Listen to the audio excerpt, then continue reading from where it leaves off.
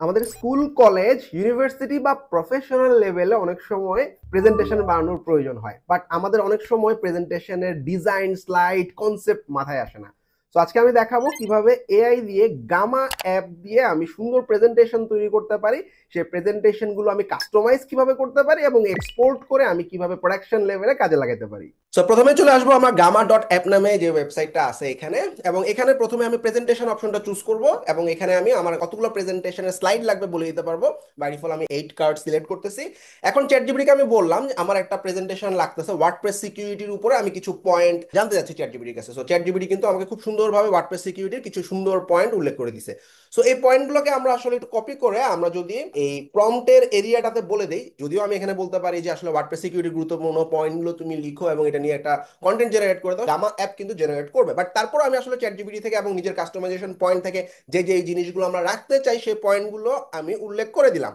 তারপর আমি edit prompt বাটনে ক্লিক করলাম এবং এই প্রম্পটটাতে আমি আসলে কোন ল্যাঙ্গুয়েজে আমি আসলে স্লাইডটা চাচ্ছি বা প্রেজেন্টেশনটা চাচ্ছি আমি ল্যাঙ্গুয়েজ এখান থেকে চুজ করে দিতে পারবো। আমি বাংলা ল্যাঙ্গুয়েজ চুজ করলাম এবং আমার হাতে ডান দিকে আমার নিচের দিকে দেখতেছি জেনারেট নামে একটা অপশন আছে। জেনারেট করার পর আমাকে প্রথমে থিম চুজ করতে বলবে। So let's choose a dark theme like okay, then click generate. Generate click করার সাথে সাথে আমি দেখবো খুব সুন্দরভাবে আমি যে কন্টেন্ট গুলো দিছি বা আমি যে আইডিয়া গুলো দিছি এইগুলোর উপর চমৎকার সবচেয়ে সুন্দর ভিজুয়াল প্রেজেন্টেশন তৈরি করবে গামা অ্যাপ।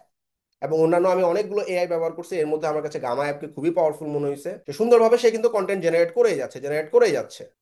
সো আমাদের কন্টেন্ট কিন্তু জেনারেট হয়ে গেল। এখন আমাদের কাজ হচ্ছে এই কন্টেন্টগুলোকে আমার যদি মনে হয় কাস্টমাইজ করতে হবে তাহলে আমি কাস্টমাইজ করবো, লেখা চেঞ্জ করতে পারি, ছবি চেঞ্জ করতে পারি।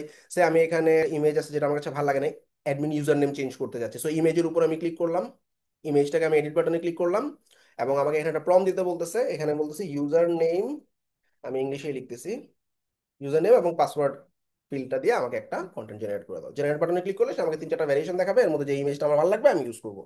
সো এখানে যে ইউজার নেম এবং পাসওয়ার্ডের ফিল এবং নিচের দিকে আরো কিছু ফিল দেখাচ্ছে, এটা খুব সুন্দর একটা ছবি, আমি জাস্ট যে ছবিটা চাচ্ছি সেটা সিলেক্ট করে দিলাম, ডান। তো আমি এভাবে কিন্তু ছবি, কন্টেন্ট, লেখা সব কিছু চেঞ্জ করতে পারি। সো আমাদের কিন্তু প্রেজেন্টেশনটা রেডি।